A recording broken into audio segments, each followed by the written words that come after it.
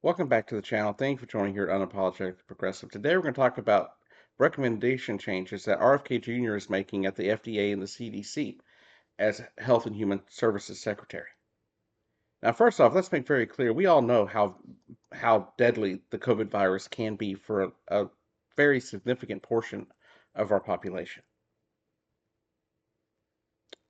And the effects of long COVID on people are still being studied to this day.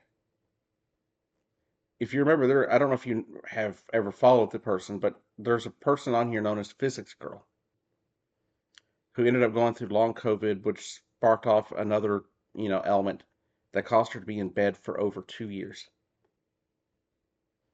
where she could not function, couldn't deal with any stimuli for over 2 years. She's just now starting to come out of that. So long COVID is a thing. The effects of COVID are a thing. And the deadliness of COVID is a thing. But here are the changes that he wants to make to the COVID vaccine recommendations. If you're a pregnant woman or a child, no vaccine for you. No vaccine for you. Now, I have not seen the studies on COVID vaccine and pregnant women. I have not seen those studies, but I know they're out there, and people that are more knowledgeable on this subject than I am have said that it's safe for most pregnant women, depending on their circumstances. Also, I have read that for children, because I've seen some of these studies, that for children, the COVID vaccine actually is helpful if they get COVID because their immune systems overreact to the virus, causing more inflammation. If you remember, one of the main killers of COVID-19 was because of inflammation that it causes. And an overactive immune system may very well be worse for you.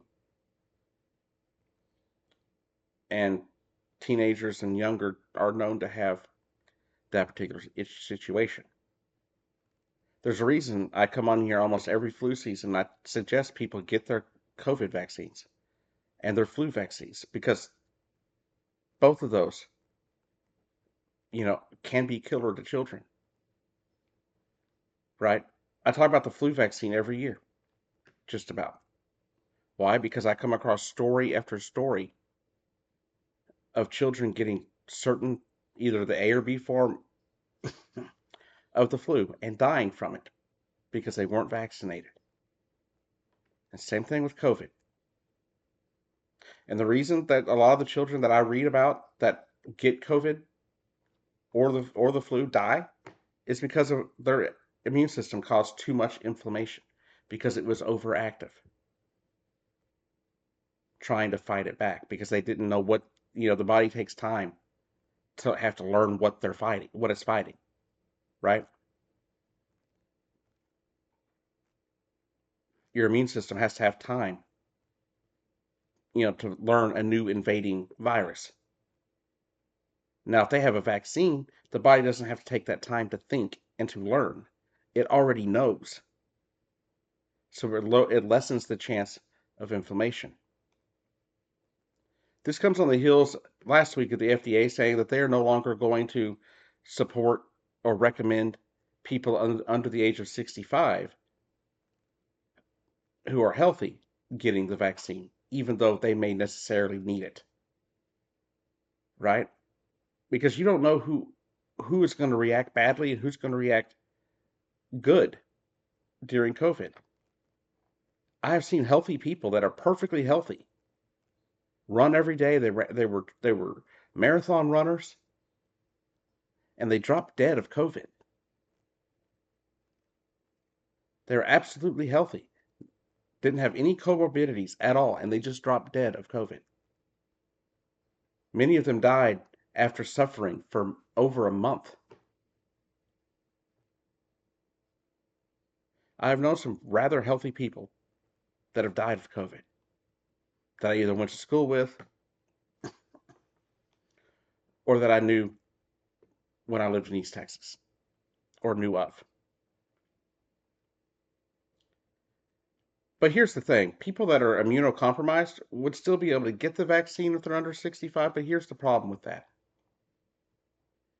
Many of us with immunocompromised immune systems, we can't fight back very well even with a vaccine. So it's better for us to get vaccinated and for our partners to be vaccinated and for our home health workers, if you have those, to be vaccinated to try to prevent them from getting sick so they don't bring it to you. So not only are they trying to, you know, let children go ahead and get COVID, they're also basically saying to people that are immunocompromised that have, a partner, that you might as well just live alone and stay away from everybody. That's what this guidance tells me. As somebody who is immunocompromised, who has a wife who takes care of, you know, my bathing, my dressing, and such, because of my muscular dystrophy being what it is, I need her to be healthy. I need her to have the vaccine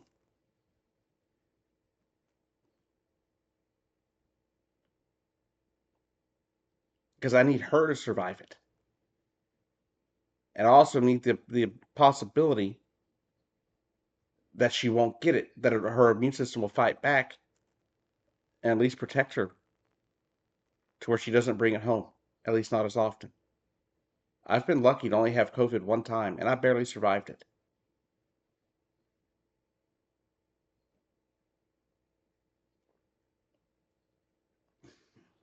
And so I'm absolutely terrified of what's going to happen if people can't get their vaccines. I completely understand the need to make sure that the vaccines are safe. I completely understand that. But as of yet, we have yet to see any study showing that these COVID vaccines aren't safe. In fact, people were concerned about the mRNA vaccines being a safety threat, right? But isn't it interesting that the only vaccine that has been found to be a threat to your safety turned out to be the one that was made on the old platform for making vaccines, the J&J vaccine. That was your traditional vaccine. That one caused problems. The Moderna one that has become the most prevalent one has actually been found to be very safe and it's been very effective.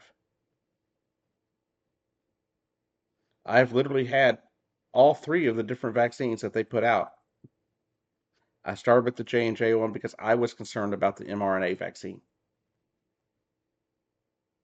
But I never did a re-up of that one because of the fact of what was happening with the deep vein thrombosis and stuff like that happening.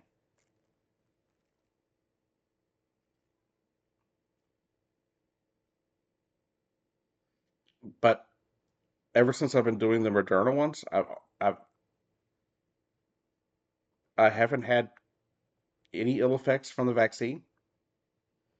And the one time I got COVID, it helped me survive, even though it was a bit dicey for about a day. I almost called the ambulance because I could not breathe.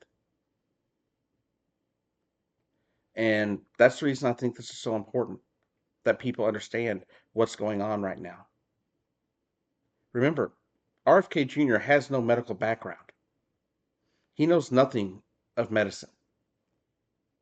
In fact, he convinced an entire island in the Pacific to forego measles vaccinations, and several hundreds of people died on that island due to measles.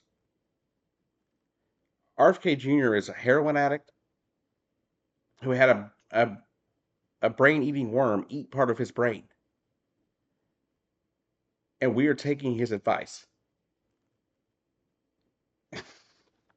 And not only was he a heroin addict, because I will never bash somebody that gets on drugs and gets clean. But what I will bash somebody for is telling me that being on heroin was the best thing they ever did and that it was good. That heroin was good. Because heroin is not good. In no respect is heroin good. But he has said in the past that he believed that his use of heroin was safer than the COVID vaccine, which is a pile of BS. I lost a friend in 2013, or I think it was 2014, to a heroin overdose when that rash of super heroin deaths happened on the East Coast. He was caught up in that apparently. You know that same rash of drugs that went through the Northeast that killed Philip Seymour Hoffman. Heroin is not good. Heroin will kill you if you you know it just will. COVID vaccines, on the other hand, have a very low number of people who have actually had adverse reactions, like severe adverse reactions. I don't consider someone's arm hurting for a week after the vaccine a major problem. Okay. To me, a serious adverse reaction is one that puts you in the hospital or causes you anaphylaxis or something like that. But anyhow, thank you for watching. I hope to be back later this week. If this cold ever goes away, I'll try to get live again on Friday if I have time. But from now on, if I go live, it'll be probably around 3 o'clock on a Friday normally. I'm going to try to do that more often. I want to make that more of a thing here at Unapologetic Progressive. It definitely takes me out of my comfort zone because I'm not able to prepare as well. Because questions could come up, and I'm going to tell you right now that if a question comes up in the comments and I don't know the answer, that's going to be the answer you get, that I don't know. Anyhow, have a great day.